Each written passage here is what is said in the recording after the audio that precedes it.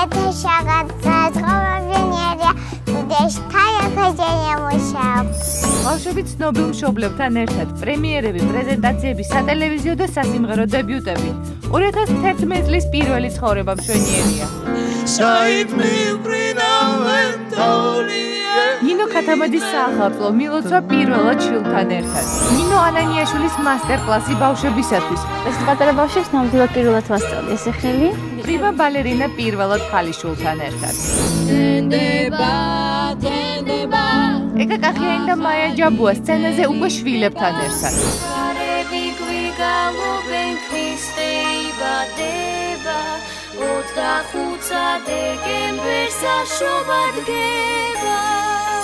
კიდევ ერთი ექსკლუზივი ხანგრძლივი პაუზის შემდეგ ქართული კინოს ვარსკვლავი თენგიზ არჩვაძე.